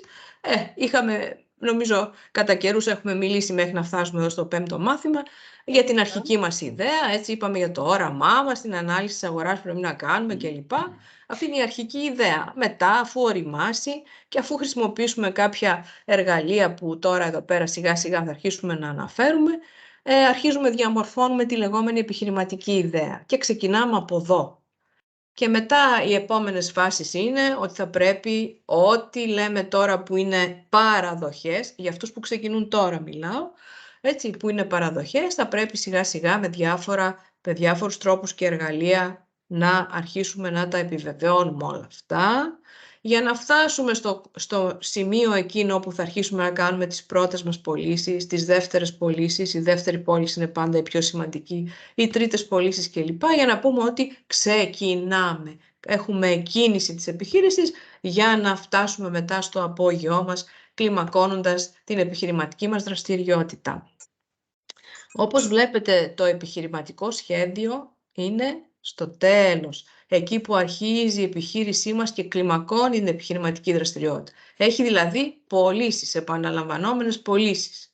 Δεν το κάνουμε από την αρχή, έτσι. Διατρέχουμε διάφορα άλλα εργαλεία, αρχίζουμε, επιβεβαιώνουμε τις παραδοχές μας, μπορεί να χρειαστεί να διορθώσουμε πολλά πράγματα και στο τέλος κάνουμε το επιχειρηματικό σχέδιο. Γιατί το επιχειρηματικό σχέδιο, είπαμε, είναι καταγραφή και κατά κύριο λόγο είναι πολλές σελίδες, πολλοί παράγραφοι, πολλές παράγραφοι, πολλά στοιχεία. Σκεφτείτε λοιπόν να έχουμε φτάσει στην 50η σελίδα και να χρειαστεί να διορθώσουμε την πρώτη, τι άλλο πρέπει να διορθώσουμε στις υπόλοιπες 49. Άρα αυτό το κάνουμε αφού έχουμε καταλήξει και έχουμε έτσι επιβεβαιώσει παραδοχές, έχουμε κάνει έρευνες αγοράς, έχουμε κάνει προβλέψεις πωλήσεων, οικονομικών στοιχείων κλπ. Τι κάνουμε λοιπόν στο στάδιο 0 που ξεκινάμε και έχουμε πια αρχίσει να σχηματοποιούμε την επιχειρηματική μας ιδέα? Αρχίζουμε και χρησιμοποιούμε εργαλεία. Το πρώτο εργαλείο που θα μιλήσουμε σήμερα είναι η SWOT ανάλυση. Εδώ είναι ένα άλλο σχεδιάκι που θυμίζει κατά κάποιο τρόπο έτσι, το πώς ξεκινήσαμε και πού είμαστε τώρα. Είχαμε μιλήσει για το πώς δημιουργούμε και υποστηρίζουμε το όραμά μας, έτσι είχαμε πει κάποια πράγματα και τώρα μιλάμε για την επιχειρηματική μας ιδέα. Και πρέπει να αρχίσουμε να εργαζόμαστε για να δημιουργήσουμε, να φτιάξουμε το επιχειρηματικό μας μοντέλο που είπαμε τι χρειάζεται, δεν είπαμε, το βλέπουμε, τι χρειάζεται γύρω-γύρω του για να φτιαχτεί αυτό. Χρειάζεται την ανάλυση της αγοράς, έτσι, του ανταγωνισμού, ποιο είναι το περιβάλλον μας, το τεχνολογικό, το οικονομικό, οι κοινωνικές τάσεις, οι καταναλωτικές τάσεις και συνήθειες. Και θα μιλήσουμε τώρα για το εργαλείο SWOT ανάλυση. Η SWOT ανάλυση την έχετε ξανακούσει. Εγώ την έχω ξανακούσει σίγουρα σε αυτή τη σειρά μαθημάτων και αφορούσε το πώς αξιολογούμε τις δυνατότητες, έτσι, τα μειονεκτήματά μας, είτε σε προσωπικό επίπεδο, είτε σε επίπεδο ομάδας. Και αυτή η ανάλυση χρησιμοποιείται σχεδόν παντού και στην επιχείρησή μας. Και είναι 4 στοιχεία, στα σταυρό θα τα φανταστείτε, και έτσι σας το έχω δώσει, θα σας το δώσω μάλλον στο χαρτί που θα πάρετε μετά από αυτό το μάθημα. Και ό,τι αφορά το εσωτερικό της επιχείρησης, η ανάλυση μας χωρίζεται στα δυνατά μας σημεία, της επιχείρησης εννοώ, και στα αδύνατά της σημεία. Και καταγράφουμε εδώ, με απόλυτη ειλικρίνεια, είναι ένα τεστ αυτοαξιολόγησης. Και κάθε φορά γίνεται και ξαναγίνεται, όταν κάτι αλλάζει, κάτι διορθώνεται. Και καταγράφουμε τι είχαμε πει. Είχαμε πει για τις ικανότητες της ιδρυτικής μας ομάδας. Μπορεί πράγματι η ομάδα μας να έχει μία ιδιότητα που είναι πάρα πολύ χρήσιμη για την επιχείρηση. Μπορεί πόριμα, ενδεικτικά είναι αυτές οι ερωτήσεις, έτσι. Μπορεί να έχουμε ένα συγκριτικό πλεονέκτημα που από την έρευνα που κάναμε μέχρι στιγμής δεν έχουμε δει να την έχουν άλλοι. Μπορεί να κινητοποιούμε, να έχουμε πόρους που μπορούν να μας βοηθήσουν πάρα πολύ. Για παράδειγμα, μπορεί να έχουμε, μια πατέντα εμείς, ρε παιδί μου, που δεν την έχουν οι άλλοι. Τα αδύνατά μας σημεία. Πώς τα γράφουμε τα αδύνατά μας σημεία? Δεν λέμε είμαστε κακοί στο κομπιούτερ, έτσι. Το λέμε πώς μπορούμε να βελτιωθούμε. Πώς μπορούμε να βελτιωθούμε? Αποκτώντας γνώσεις ξένης γλώσσας, ξέρω εγώ, της αγγλικής, παράδειγμα λέω. Ποιοι πόροι μας λείπουν και πώς μπορούμε να τους εξασφαλίσουμε? Για παράδειγμα, δεν ξέρουμε προγραμματισμό, αλλά μπορούμε, έτσι δίνουμε και τη λύση, αλλά δεν ξέρουμε, αυτό είναι ένα αδύνατο σημείο, δεν ξέρουμε προγραμματισμό, ωστόσο μπορούμε να το πάρουμε απ' έξω, δηλαδή να έχουμε ένα part-time προγραμματιστή ή κατά αποκοπή, ρε παιδί μου, του δίνουμε, φτιάχνει ένα πρόγραμμα όπως το θέλουμε, μια εφαρμογή και τελείωσε. Και επίσης, εδώ σαν αδύνατο σημείο, θα μπορούσαμε έτσι, στην αυτοαξιολόγησή μας να καταγράψουμε ότι κάποιοι από τους ανταγωνιστές μας, κάποιοι υπάρχοντες στην αγορά ή με παρεμφερή προϊόντα, να βρουν μια δυναμία σε εμάς, ότι το όλο εγχείρημά μας πάσχει. Για παράδειγμα, θα μπορούσε, αν θέλουμε να ανοίξουμε ας πούμε, ένα καφέ shop, να μην έχουμε κάτι διαφορετικό από τους άλλους, δηλαδή να είναι στη γειτονιά 4-5 και εμείς να μην έχουμε μια διαφορετική ποικιλία καφέ ή να μην φτιάχνουμε κάποιο ιδιαίτερο είδος καφέ εκεί πέρα, ξέρω εγώ, μακιάτο, αυτά ιστορίες, να μην το προσφέρουμε και να θεωρείται αδυναμία. Ή να είμαστε σε μία πάροδο όπου κανένας δεν μας δώσει σημασία ποτέ, δεν θα μας πάρει χαμπάρι. Αυτό αφορά το εσωτερικό της επιχείρησης, αυτό το κομμάτι της ανάλυσης. Τώρα, αξιολογούμε βέβαια, και πάλι με πολύ απόλυτη ειλικρίνεια, το εξωτερικό μας περιβάλλον της επιχείρησης, εκεί που θα κινηθούμε, την αγορά μας δηλαδή στην ουσία. Και καταγράφουμε, πάλι με απόλυτη ειλικρίνεια, τις πραγματικές ευκαιρίες. Αυτός είναι ο κλάδος μας, ό,τι μπορέσαμε μέχρι στιγμής σε αυτό το στάδιο που βρισκόμαστε το έχουμε ελέγξει, το έχουμε διαβάσει στην αγορά και βρήκαμε αυτές τις ευκαιρίες. Καταγράφουμε την τάση της αγοράς. Ποια είναι η τάση της αγοράς? Για παράδειγμα, τι να πω τώρα, λόγω της COVID η τάση της αγοράς είναι προς το να αγοράζουμε διαδικτυακά, μια τάση της αγοράς. Ή όσον αφορά στα εστιατόρια κλπ, η τάση της αγοράς είναι αυτά τα vegan, vegetarian κλπ. Είναι μια τάση της αγοράς. Πώς μπορείτε, λέει η ερώτηση εδώ, στις ευκαιρίες, να μετασχηματίσουμε τα δυνατά μας σημεία σε ευκαιρίες? Πώς το φανταζόμαστε? Εφόσον έχουν καταγράψει τα δυνατά μας σημεία, πώς μπορούμε αυτό να το κάνουμε ευκαιρία για να χτυπήσουμε την αγορά, να την κατακτήσουμε?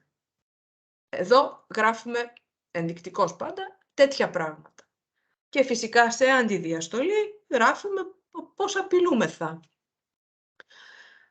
Είναι οι ανταγωνιστές μας, είναι πολύ ισχυροί, είναι σε καλύτερα σημεία από εμάς, έχουν φήμη, έχουν καλύτερους προμηθευτές από εμάς. Που σημαίνει τι αυτό? Ότι τους έχουμε κάνει έρευνα, τους έχουμε ερευνήσει, ξέρουμε ποιοι είναι.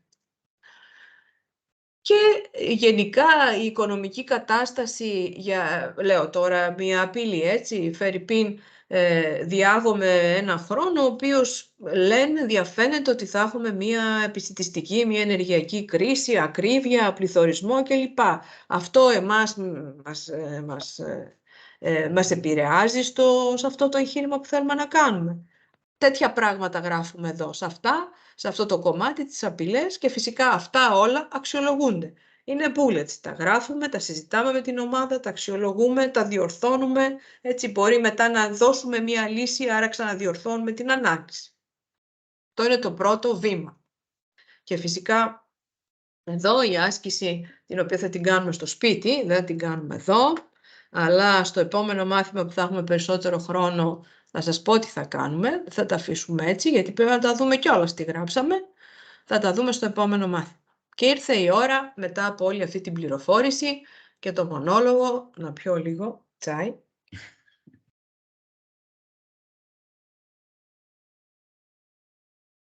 Επιτέλους να μιλήσουμε για αυτό το περιβόητο επιχειρηματικό καμβά.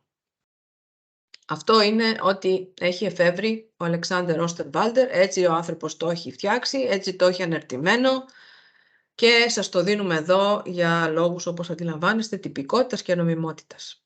Και δίπλα έχει έναν εγκέφαλο. Και τι σχέση έχει αυτός ο εγκέφαλος εδώ με το Business Model Canvas? Είναι μία αιτιολόγηση, αν θέλετε, για ποιο λόγο ξεκινάμε δεξιόστροφα. Το Business Model Canvas, ο επιχειρηματικός καμβάς, ας το λέμε στα ελληνικά, ξεκινάει από δεξιά, θα το δούμε στα ελληνικά παρακάτω και με αρρύθμιση, και πάει προς τα αριστερά. Και αυτό γιατί το δεξί μέρος, τα 5 μάλλον δεξιά, έτσι όπως βλέπουμε την οθόνη, κομμάτια του, είναι 9 όλα. Τα δεξιά κομμάτια του είναι η εξωστρέφεια της επιχείρησης, το εξωτερικό της περιβάλλον, αυτό με το οποίο θα επικοινωνήσει προς τα έξω, και το αριστερό κομμάτι είναι το εσωτερικό της επιχείρησης, τι θα κάνουμε δηλαδή μέσα στην επιχείρηση για να υποστηρίξουμε όλα τα 5 κομμάτια που αφορούν το εξωτερικό της επιχείρησης. Και θεωρητικά, εξ όσων η επιστήμη λέει δηλαδή, ότι το δεξί κομμάτι του μυαλό μας είναι αυτό της δημιουργίας, της εξωστρέφειας, έτσι, των τεχνών κλπ. Και το αριστερό είναι το λογικό κομμάτι, και γι' αυτό περίπου δικαιολογούν για ποιο λόγο ξεκινά δεξιόστροφη. Αυτή είναι η αρρύθμισή του. Όντως, δηλαδή, βλέπετε, ξεκινάμε με το νούμερο 1 και θα πούμε τι είναι αυτό στα ελληνικά βέβαια. Το 2 είναι λίγο παρακείθε, το 3, το 4 και το 5. Στην αρχή, επάνω βλέπετε, έχω γράψει πρόβλημα ίσον λύση. Άρα, όταν ξεκινάμε να το φτιάξουμε, αυτό συνήθως όσοι έχουν ευχέρεια το κάνουν ηλεκτρονικά, υπάρχει ένα υπόδειγμα το οποίο συμπληρώνεται ηλεκτρονικά. Όσοι δεν έχουν ευχέρεια το κάνουν σε ένα κομμάτι χαρτί, αρκετά μεγάλο, έτσι, στον τοίχο, το κολλάμε και σε κάθε κομματάκι του κολλάμε post-it, για ευκολία δηλαδή, γιατί είπαμε όλα είναι παραδοχές. Σήμερα το ένα είναι παραδοχή, το βάλουμε με ένα post-it, αύριο μπορεί να το βγάλουμε και να βάλουμε κάτι άλλο, γιατί είναι ένα δυναμικό εργαλείο. Γίνεται και ξαναγίνεται και ξαναγίνεται ανάλογα με την πρόοδο της επιχειρηματικής μας ιδέας. Πώς δηλαδή επιβεβαιώνουμε ή δεν επιβεβαιώνουμε τις παραδοχές που έχουμε κάνει και πώς διορθώνουμε πράγματα. Ξεκινάμε λοιπόν, αφού καταγράψουμε ποιο είναι το πρόβλημα που εντοπίσαμε, το κενό της αγοράς που λέμε, την ανάγκη του υποψήφιου πελάτη μας και ποια λύση δίνουμε με το προϊόν μας και τα χαρακτηριστικά, το γράφουμε πάνω, το βλέπουμε. Ξεκινάμε να καταγράψουμε με bullets, θέλετε, με χαρτάκια post-it, όπως το θέλετε, ποιους πελάτες στοχεύουμε για να πουλήσουμε το προϊόν μας. Πελάτες όμως με μία ανάλυση, δηλαδή σκιαγραφούμε το προφίλ του πελάτη μας, την περσόνα του πελάτη μας. Είναι 20 με 25 ετών ηλικία, είναι αθλητικοί τύποι, είναι vegetarian, είναι γυναίκες μόνο, δεν είναι άντρες. Ό,τι μπορούμε καλύτερα να περιγράψουμε. Μπορεί να είναι περισσότερες της μιας ομάδας. Δεν χρειάζεται να είναι μια ομάδα πελατών, μπορεί να είναι περισσότερες. Τις γράφουμε με τη σειρά τους. Και μετά θα κληθούμε να ερευνήσουμε ποιους πελάτες, ποια ομάδα μας συμφέρει να χτυπήσουμε πρώτη. Γιατί προσδοκούμε πιο γρήγορες πωλήσεις και περισσότερα εύκολα έσοδα. Αφού καταγράψουμε λοιπόν αυτό, πάμε στο δεύτερο, που είναι η αξία. Τι αξία δίνει το προϊόν μας σε αυτήν την ομάδα των πελατών που έχουμε επιλέξει ότι θα είναι ο πελάτης στόχος. Τι του προσφέρει, πώς λύνει το πρόβλημά του, πώς ικανοποιεί τις ανάγκες του. Και αν έχουμε περισσότερες ομάδες πελατών, για κάθε μία από αυτές τις ομάδες. Το τρίτο κομμάτι, τι μας λέει? Το τρίτο κομμάτι είναι, τι λέγαμε, τα σημεία επαφής. Είναι οι τρόποι, το πώς θα επικοινωνήσουμε, θα προωθήσουμε, θα πουλήσουμε, θα εισπράξουμε, θα συνεχίσουμε την επικοινωνία με τους πελάτες στόχους μας. Το καταγράφουμε εδώ. Μετά,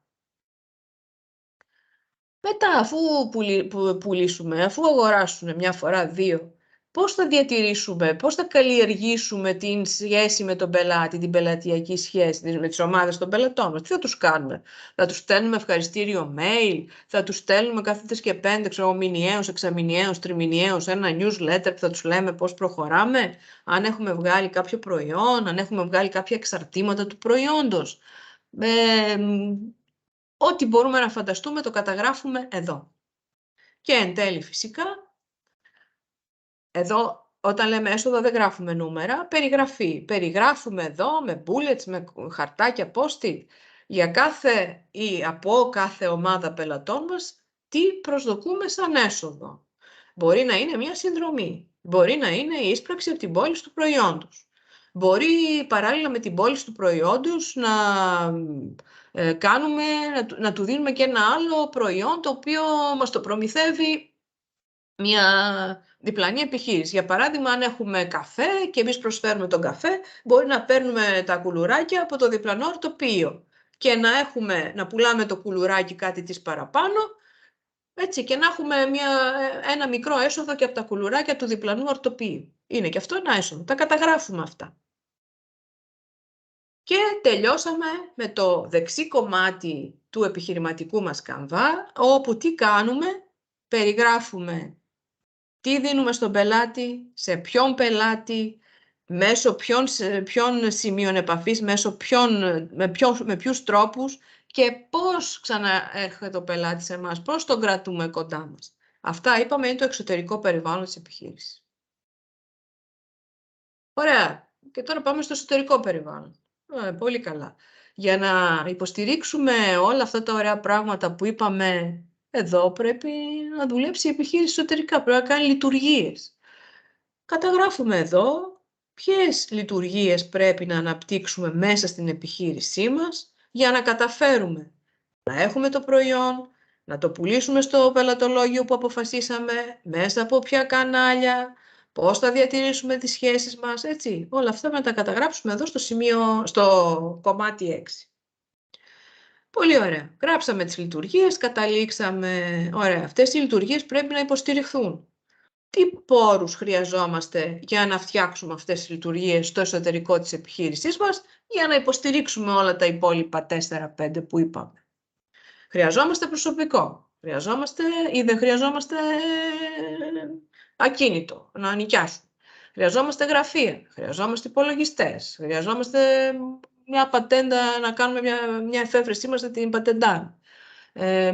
Χρειαζόμαστε λογιστή, λέω. Διάφορα τέτοια πράγματα τα γράφουμε εδώ. Χρειαζόμαστε κεριά. Χρειαζόμαστε υλικά. Εκτός από αυτά που μπορούμε να αναπτύξουμε μόνοι μας μέσα στην επιχείρησή μας, έχουμε και διάφορες σχέσεις απ' έξω. Είτε είναι οι προμηθευτές μας, συνεργάτες τους λέμε, έτσι, είναι συνεργάτες. Οι συνεργάτες μάλιστα τόσο έτσι, κοντά μας, τόσο κυρίαρχοι με εμάς, που έτσι και μας λείψουν θα δημιουργηθεί πρόβλημα στην επιχείρηση. Αυτό εννοούμε κλειδιά συνεργάτες. Είναι οι προμηθευτές μας. Είναι ενδεχομένως ο άνθρωπος που μας κάνει τον προγραμματισμό, τις εφαρμογές που χρησιμοποιούμε. Χρησιμοποιούμε. Είναι ενδεχόμενα αυτός που μας προμηθεύει υλικά συσκευασίας. Αν έχουμε τυποποίηση και συσκευασία. Παραδείγματα λέω. Και φυσικά στο τέλος όλα αυτά είναι δαπάνες. Τι μας κοστίζει? Έχουμε τη μισθοδοσία του προσωπικού, πάλι περιγραφικά. Έχουμε τη μισθοδοσία του προσωπικού. Έχουμε το κόστος του ενοικίου. Έχουμε ΔΕΗ, νερό, αυτά ιστορίες. Έχουμε τον προγραμματιστή που μας συντηρεί την ιστοσελίδα, ας πούμε. Όλα αυτά τα έξοδα περιγραφικά εδώ. Και έτσι, κάνοντας αυτή τη δουλειά, έχουμε φτιάξει το business, το επιχειρηματικό Canva, που μας λέει ότι δημιουργούμε αξία, δηλαδή παράγουμε ένα προϊόν, το πουλάμε στον πελάτη, την προσφέρουμε λέμε στον πελάτη και λαμβάνουμε τα έσοδά μας. Και εν πάση περιπτώσει όλα αυτά, γιατί τα λέμε τόση ώρα και τρώμε το χρόνο μας εδώ? Γιατί διεθνώς είναι αποδεκτό αυτό το εργαλείο, είναι απολύτως βοηθητικό, ιδιαίτερα για όσους ξεκινούν τώρα. Δεν γίνεται μια και έξω, γίνεται με επανάληψη. Και αυτή η επανάληψη μας βοηθά στο να διορθώνουμε, αλλά θα πρέπει να προσέξουμε κάποια πράγματα. Πριν φτάσουμε εδώ, ήθελα να σας πω το εξής, να βρω ένα κομμάτι εδώ. Ο επιχειρηματικός καμβάς μπορεί να σας φαίνεται πάρα πολύ εύκολο να συμπληρωθεί, ειδικά με τα χαρτάκια, αλλά να σας πω, είναι ένα δυναμικό εργαλείο και έτσι πρέπει να το βλέπουμε. Γιατί μπορεί να γράψουμε διάφορα πράγματα εδώ και πολύ εύκολα να αφαιρέσουμε το χαρτάκι όταν δούμε ότι δεν μας βγαίνουν τα νούμερα, δηλαδή τα κόστη μας είναι λιγότερα από τα έσοδα. Αν είναι τα κόστη μας περισσότερα από τα έξοδα, αλλά πολύ ωραία, τι είχαμε πει εδώ στον πελάτη? Ότι θα του προσφέρουμε το προϊόν στο σπίτι, στο παράδειγμα με το σούπερ μάρκετ. Με ψυγείο, φορτηγάκι ψυγείο θα μας το φέρνει στο σπίτι. Ναι, αλλά όταν φτάσαμε στις δαπάνες κάτω, είδαμε ότι υπερβήκαμε που έχουμε υπολογίσει και ότι το φορτηγάκι ψυγείο κοστίζει φερειπίν ακριβά 10.000, 12.000 το μεταχειρισμένο. Εντάξει μωρέ, οκ, το βγάζω από το channels, το βγάζω, δεν θα το πηγαίνω στην αρχή τουλάχιστον. Προσέχουμε όμως τώρα. Όπα, τι είχαμε πει στον πελάτη μας σαν αξία του προϊόντος? Ότι θα το πηγαίνει στο σπίτι σε συνθήκες ψήξης.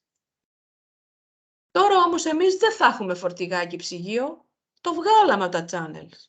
Που σημαίνει τι? Δεν προσφέρουμε αυτή την αξία στον πελάτη. Ο πελάτης θα παραμείνει? Όχι, θα φύγει. Μαζί με τον πελάτη τι θα φύγουν? Και τα έσοδα. Βλέπετε τι κύκλο έχουμε κάνει. Είχαμε διαλέξει πελάτη που θέλει να το πηγαίνουν στο σπίτι. Του είπαμε ότι θα το πηγαίνει στην αξία που του προσφέρουμε στο νούμερο 2, ότι θα το πηγαίνει φορτηγάκι στο σπίτι σε συνθήκες ψήξης. Το κανάλι μας είναι έτσι, το φορτηγάκι που το πάει στο σπίτι. Είπαμε ότι σαν πόρο θα έχουμε φορτηγάκι, το βάλαμε στις δαπάνες, δεν μας έκατσε, το βγάζουμε από τις δαπάνες, το βγάζουμε από τους πόρους και έρχεται και χτυπάει στα έσοδα. Αυτό λιγάκι τον κύκλο, τη δυναμικότητα αυτού του εργαλείου, καθώς θα το φτιάχνουμε, θα το ξαναφτιάχνουμε, θα πρέπει λιγάκι να το κοιτάμε. Κάθε τι λοιπόν που γράφουμε, άπτεται, έτσι, έχει επιρροή και στα άλλα κομμάτια. Ό,τι αφαιρείται, πάλι πρέπει να βλέπουμε αν έχει επιρροή στα άλλα κομμάτια. Που σημαίνει, Τέσσα, εάν βγάλουμε το φορτηγάκι και τον οδηγό με 2 βάρδιες, ας πούμε, πρέπει για να χτυπήσουμε την αξία, πρέπει να σκεφτούμε ένα εναλλακτικό τρόπο. Κάτι εναλλακτικό. Για να μην χάσουμε τον πελάτη. Δεν είναι προφανώς. ακριβώς. Για να βάλουμε άλλο τύπο. Πολύ σωστά. Άρα πρέπει να έχουμε μια παραγωγική και δημιουργική σκέψη. Εφόσον αυτό μας δημιουργεί πρόβλημα το φορτηγάκι τώρα στο παράδειγμα, μπορούμε να κρατήσουμε την ίδια αξία στον πελάτη στόχο με κάτι άλλο. Που θα είναι πιο φτηνό. Ή να πάμε σε άλλον πελάτη στόχο που δεν θέλει φορτηγάκι. Που δεν θέλει, αν μας δίνει τα ίδια έσοδα. Ναι, ακριβώς. Κάνουμε διάφορες. Είναι δημιουργική μετά. Έτσι. Βάζουμε το μυαλουδάκι μας και σκέφτεται δημιουργικά, έξυπνα. Όλοι οι άνθρωποι έχουν δημιουργικότητα. Λοιπόν, κάποιες συμβουλές, tip εδώ, όπως πάντα δίνουμε κάποια tip. Ας πούμε, όταν πρέπει να είμαστε έτσι τα χαρακτηριστικά και ό,τι βάζουμε στον επιχειρηματικό καμβά να είναι προσεγμένο. Δεν μπορούμε να πούμε ότι οι πελάτες μας θα είναι, που το ακούω πολύ συχνά, οι τουρίστες της Ελλάδος. Έτσι. Δεν είναι δυνατόν. Έτσι.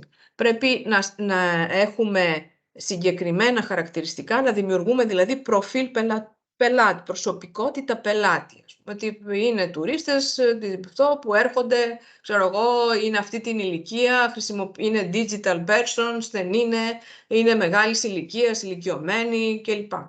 Πρέπει να είμαστε πολύ συγκεκριμένοι. Ύστερα, δεν μπορούμε στα χαρακτηριστικά που βάζουμε, λέμε αξία, ας πούμε το γράφει εδώ και το παράδειγμα, τι αξία προσφέρουμε σε αυτή το στόχο που είναι τουρίστες, 30 έως 35 με οικογένειες κλπ. Υπέροχες καλοκαιρινές διακοπές. Πρέπει συγκεκριμένα πράγματα του προϊόντος μας. Αυτό είναι μια γενικολογία, δεν είναι μια αξία. Όλη η Ελλάδα είναι υπέροχες καλοκαιρινές διακοπές. Πρέπει το δικό μας προϊόν, τι αξία, τι λύση, τι ανάγκη του πελάτη μας ικανοποιεί. Επίσης, δεν καθόμαστε, δηλαδή καθίσουμε το βράδυ τώρα, θα πάρουμε το φυλάδιο και μπαμ, το έχουμε γράψει και τελειώσαμε. Όλα θέλουν σκέψη. Νομίζω αυτό έχει γίνει αντιληπτό, έτσι. Όλα θέλουν σκέψη, θα βάλουμε κάτω, θα συζητήσουμε με την ομάδα, θα ξανασυζητήσουμε, θα γράψουμε, θα σβήσουμε. Και δεν θα γίνει μόνο μία φορά.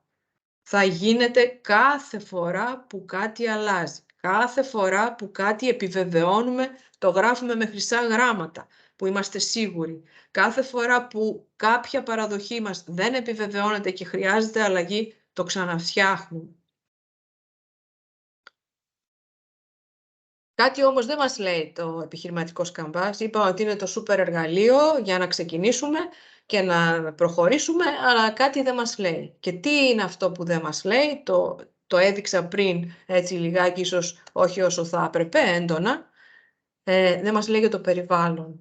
Το περιβάλλον που θα κινηθεί η επιχείρησή μας. Αυτά πρέπει να τα βρούμε με μια χωριστή έρευνα. Εύκολη έρευνα, από το σπίτι μας. Το Google, βρε παιδιά.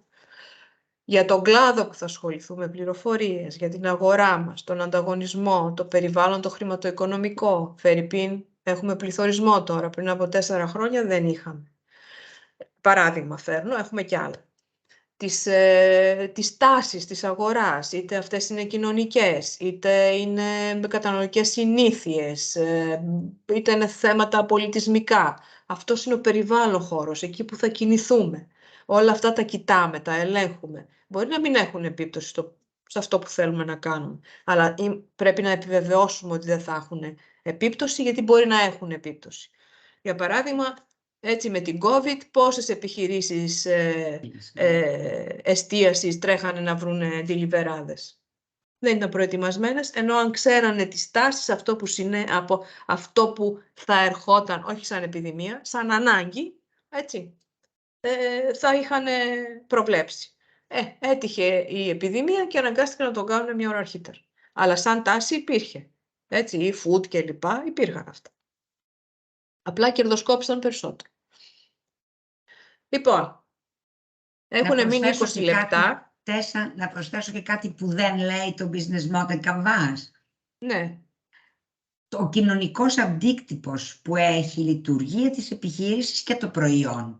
Δηλαδή, εάν μπορούμε παράδειγμα να κάνουμε μια προσφορά σε παιδάκια που έχουν κάτι ανάγκη να έχουμε ένα σούπερ μάρκετ, μια προσφορά ή εμείς ο σύλλογος κάτι κοινωνικό ή μια επιχείρηση να να χαμηλώσει το προϊόν της, να κάνει καλύτερη τιμολογιακή πολιτική για κάποιες ομάδες ευπαθείς, που αυτό μπορεί να κάνει μετά το social bilan, να κάνει τον κοινωνικό απολογισμό και να πει να εδώ τι κάνω και προσφέρω κάτι, οπότε ο κόσμος επειδή είναι ευαισθητοποιημένος μπορεί να έχει μία διάθεση ευνοϊκή απέναντι στην επιχείρηση. Αυτό που είπες τώρα, τι είναι ουσιαστικά? Στην αξία που δημιουργεί. Ναι, στην αξία, αλλά με συγκεκριμένες πολιτικές όμως. Είναι αξία, εκεί θα το βάλεις. Αυτό είναι βασική αξία που δημιουργεί. Βασική αξία. Γι' αυτό το γύρισα πίσω, το γύρισα πίσω, γιατί πράγματι έχει δίκιο η Βαγγελιό, αυτό περιγράφεται στην αξία και αν κάποια στιγμή κάνουμε και τον επιχειρηματικό καμβά μιας κοινωνικής επιχείρησης, αυτό θα γραφτεί με χρυσά γράμματα εκεί πέρα στην αξία. Γιατί κάποια στιγμή και μέσα σε αυτά τα σεμινάρια σε επόμενα, ίσως είναι καλό να δείξουμε ένα παράδειγμα καμβά κοινωνικής επιχείρησης, ίσως έχει νόημα, ή μέσα στο Lean Canvas ίσως βρούμε ένα παράδειγμα που να κολλάει περισσότερο από πλευράς κοινωνικής επιχείρησης. Ναι, θα το δούμε. Λοιπόν, να πούμε ένα παράδειγμα, γιατί ωραία η θεωρία, αλλά εντάξει, ας το δούμε και λίγο πιο έτσι, απτά. Ένα πολύ απλό παράδειγμα, κάποιος θέλησε να κάνει, του άρεσε να είναι αρτοποιός. Λοιπόν, και θέλησε να ανοίξει ένα αρτοπείο, το οποίο το ονόμασε Bread in a Box. Και ο άνθρωπος αυτός, η ομάδα αυτή, είχαν εντοπίσει ένα πρόβλημα, ότι λόγω του ότι, στις οικογένειες πλέον οι γονείς εργάζονται και οι δύο, δεν έχουν την ευχέρεια να ψωνίζουν, τα αρτοπεία κλείνουν όπως ξέρουμε το απόγευμα, συνήθως δεν έχουν την ευχέρεια να αγοράζουν κάθε μέρα στο σπίτι για την οικογένεια, για τα παιδιά, φρέσκο ψωμάκι, υγιεινό ψωμάκι, με βιολογικό αλεύρι, με διάφορες ποικιλίες αυτές μοντέρνες τώρα κλπ. Αυτός αυτό το πρόβλημα είχε εντοπίσει και κάθισε λοιπόν και σκέφτηκε ότι εγώ θα κάνω αυτό το αρτοπείο και θα προσφέρω συγκεκριμένο προϊόν από βιολογικό αλεύρι, χωρίς γλουτένι, που είναι πολύ της μόδας τώρα να το αποφεύγουμε. Θα έχω 4 τύπους ψωμιού, κάθε μέρα φρέσκο, δεν θα έχω τίποτα που θα το ξαναζεσταίνω κλπ. Και θα το παραδίδω στο σπίτι. Θα έχω φορτηγάκι και θα το παραδίδω στο σπίτι. Θα κάνω μία ιστοσελίδα. Θα ανανεώνω, ας πούμε, το βράδυ, θα λέω ότι αύριο θα παράξω 1, 2, 3 αυτά. Οπότε θα δέχομαι παραγγελίες στην ιστοσελίδα μου, θα με πληρώνουν μέσω της ιστοσελίδας και την άλλη μέρα, την ώρα που θα μου πούνε, εγώ θα παραδίδω το προϊόν μου στο σπίτι. Κατανοητό? Μια χαρά, να το είχαμε κι εμείς, καλά θα ήταν. Λοιπόν, ας δούμε λοιπόν τον επιχειρηματικό καμβά αυτού του παραδείγματος.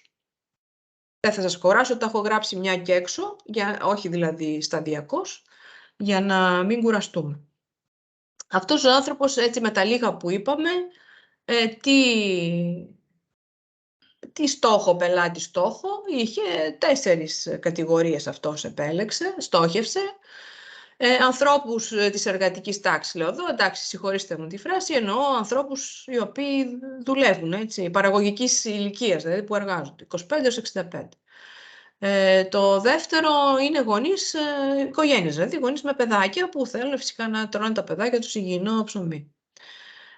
Ανθρώπους με πολύ άσχολους τρόπους ζωής, φυσικά, τους managers εκεί, και στόχευσε, επειδή ήταν έτσι, σε μια περιοχή όπου ήταν κοντά το πανεπιστήμιο, και φοιτητές που ενδιαφέρονται για ποικιλία και υψηλής ποιότητας ψωμί με ευκολία παράδοσης εκεί στα δωμάτια τους, στα διαμέρισματά τους. Και τώρα, τι αξία προσφέρει αυτός ο άνθρωπος, ο αρτοποιός, με το προϊόν του σε αυτούς τους πελάτες? Τους δίνει την ευκολία πρόσβασης, το ψωμί του είναι υγιεινό, έχουν μια επιλογή, δηλαδή έχει αυτός 4 ποικιλίες και έχουν να επιλέξουν κάτι, τρώνε κάθε μέρα το ίδιο, να το βαρεθούν. Εγγυάται ότι κάθε μέρα θα είναι φρεσκοπαραγόμενο το προϊόν. Φυσικά το πάει στο σπίτι και φυσικά το παραγγέλνουν και από το σπίτι, έτσι. Ευκολία πρόσβαση θα μου πεις, αλλά ναι, το έχουμε γράψει χωριστά. Με τι κανάλια, δηλαδή μέσω ποιων τρόπων θα γίνονται όλα αυτά? Είπε ο άνθρωπος, θα έχω την ιστοσελίδα μου, θα έχω mail, θα έχω Facebook, θα έχω το αυτοκίνητο που θα τους το πάω φυσικά, με φυσικό τρόπο, δηλαδή ο άνθρωπος το πηγαίνει. Τους έχει φτιάξει και ένα application για όσους έχουν εξοικείωση με τα κινητά τους. Και φυσικά περιμένει και τη διαφήμιση από στόμα σε στόμα, δηλαδή ο γείτονας να τον πει στο γείτονα κλπ. Ή στη δουλειά τους και τέτοια. Και πώς θα έχει την πελατειακή του σχέση, πώς θα την έτσι ανανεώνει, θα τη διατηρεί, θα την επικαιροποιεί. Θα τους στέλνει μια ευχαριστήρια επιστολή για τη χρήση αυτή του προϊόντος. Θα ζητά να αξιολογήσουν το προϊόν, να του προτείνουν διορθώσεις, κάτι ξέρω εγώ, ή καινούριο είδος αλεύρου και τέτοια. Και φυσικά όταν παράξει κάποιο καινούριο, εκτός από το 4 τύπους, κάποιο 5ο τύπο ή κάποιο είδος άλλο ψωμιού, θα τους ενημερώνει ότι στην γκάμα μου προσετέθηκε αυτό. Έτσι έχει αποφασίσει και τα έσοδα του θεωρεί θα είναι τα έσοδα από τα ψωμιά του. Για να τα φτιάξει όλα αυτά, έτσι, του δεξιού κομματιού, πρέπει να λειτουργήσει η επιχείρησή του και κυρίως πρέπει καταρχήν να παράγει το ψωμί, έτσι. Θα πρέπει να κάνει επισταμένος έρευνα για το καλό αλεύρι, γιατί αυτός υπόσχεται αυτή την αξία, υγιεινό. Θα πρέπει να έχει μια διαδικασία της διανομής, έτσι, να την προγραμματίζει, να είναι έγκυρη, συνεπής κλπ. Να συντηρεί την ιστοσελίδα, γιατί εκεί μέσα κυρίως, και το application, γιατί από εκεί πέρα γίνονται όλα. Και φυσικά να φροντίζει να ενημερώνεται, να σχεδιάζει, να πειραματίζεται με νέες συνταγές ψωμιού, ζυμώματος κλπ. Για να τα κάνει όλα αυτά, τι πόρους χρειάζεται? Χρειάζεται να έχει ένα γραφείο, κατάστημα, εργαστήριο, ή που να μην έχει φυσικό κατάστημα, δεν μας είπε για φυσικό κατάστημα, ένα γραφείο και ένα εργαστήριο. Πρέπει να έχει προσωπικό με μία εξειδίκευση, δηλαδή κάποιους αρτοποιούς, σπουδαγμένους αρτοποιούς δηλαδή, να έχει κάποιον, ας το πούμε, όχι σεφ, κάποιον ειδικό εκεί που να του φτιάχνει καινούργιες συνταγές. Πρέπει να έχει αυτοκίνητο διανομής, πρέπει να έχει και ένα συστηματάκι μαρκετίστικο που λέμε, που θα κρατάει πληροφορίες για τους πελάτες του. Ότι είναι σε αυτή τη γειτονιά, ότι έχουν 2 παιδάκια, ξέρω εγώ, μας παίρνουν μαύρο ψωμί κυρίως, το παίρνουν κάθε δεύτερη μέρα, τέτοια δηλαδή των πελατών του στοιχεία. Και ως κύριους συνεργάτες του, φυσικά τους προμηθευτές του αλεύριου, τον σχεδιαστή και συντηρητή της ιστοσελίδας, κάποιους συμβούλους συνταγών ψωμιού, το φοροτεχνικό και χύψη άλλα. Και τα έξοδά του είναι η δαπάνη της πρώτης ύλης, έτσι το καταλαβαίνουμε, τα αλεύρια του, η μισθοδοσία του προσωπικού, τα λειτουργικά της επιχείρησης, δηλαδή ηλεκτρικό, ρεύμα, το ενοίκιό του, η βενζίνη, η ασφάλεια του κτηρίου, των ανθρώπων που δουλεύουν εκεί κλπ. Και λοιπές δαπάνες. Αυτό έτσι είναι ένα παράδειγμα πώς αυτός ο ορθοποιός έφτιαξε το επιχειρηματικό του Canva. Αυτή είναι η εργασία σας για το σπίτι. Σας υποσχέθηκα ότι θα σας ενημερώσω για το επόμενο μάθημα στις 23 Πρώτου. Το επόμενο μάθημα είναι 2ωρο επίσης. Ωστόσο, για να έχουμε έτσι ένα καλύτερο αποτέλεσμα, για να δούμε αν καταρχήν τα είπα εύληπτα, κατά δεύτερον, αν σας μετέδωσα την όλη αντίληψη που πρέπει να έχουμε για να χρησιμοποιήσουμε αυτά τα σημαντικά εργαλεία στην επιχειρηματική μας προσπάθεια, στο επόμενο μάθημα θα ήθελα κατά προτίμηση από μία υφιστάμενη επιχείρηση, η οποία στη σημερινή μας συνάντηση νομίζω είναι της Ελισάβετ, δεν έχουμε κάποια άλλη που δεν έχει υποπέσει στην αντίληψή μου. Θα ήθελα, αν είναι δυνατόν, από την Ελισάβετ. Νομίζω και η Νερτίλα είναι μαζί μας, νομίζω. Ποιος είναι? Η Νερτίλα, νομίζω. Α, ωραία. Ωραία. Αλλά και η κυρία Φαρμάκη και όποιος άλλος θέλει, μακάρι και όλοι δηλαδή, να την κάνουμε την άσκηση αυτή. Είναι πολύ, πολύ χρήσιμη. Ναι. Ωστόσο, θα ήθελα ιδιαιτέρως από την Ελισάβετ, εφόσον έχει την καλοσύνη, να συμπληρώσει εύκολα, με bullets, έτσι. Δεν κάνουμε εδώ τώρα θα κάνουμε, πώς να σου πω, εξετάσεις. Θεωρώ ότι μπορούμε να βοηθηθούμε όλοι, εφόσον μας ετοιμάσεις το δικό σου business model canvas, αλλά και το σχεδιάκι που είχαμε κάνει σαν όραμα της επιχείρησης. Δηλαδή, θα ήθελα να συνδυάσουμε και από την Ελισάβετ, αλλά και από την Νετίλα και από όποιον άλλον συμμετέχοντα έχει τη διάθεση να ξαναμπεί στις 23 Πρώτου, να συνδυάσουμε το τι θεωρούμε όραμα επιχείρησής μας, έτσι, εκείνο που είχαμε σαν εργασία στο μάθημα της 21 Νοεμβρίου, με το πώς θα φτιάξουμε τον επιχειρηματικό μας Canva.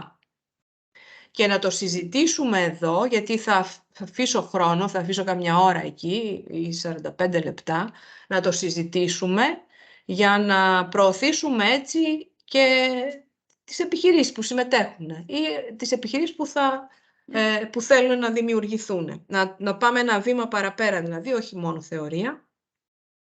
Δεν κάνεις μια πολύ σύντομη αναφορά στο όραμα 4, πώς συνδέεται, για να το θυμηθούν τα κορίτσια? Ναι, θα παρακαλέσω μάλλον την Ελπίδα ή όποιον άλλον είναι έτσι αρμόδιος να κάνουμε, θα στείλω συγκεκριμένα πράγματα, οπότε είναι έτοιμο το εντυπάκι που θα συμπληρώσουν. Δεν είναι δύσκολο. Θα μας Είναι βοηθήσει έτοιμο. αυτό. Ορίστε. Θα μας βοηθήσει αυτό.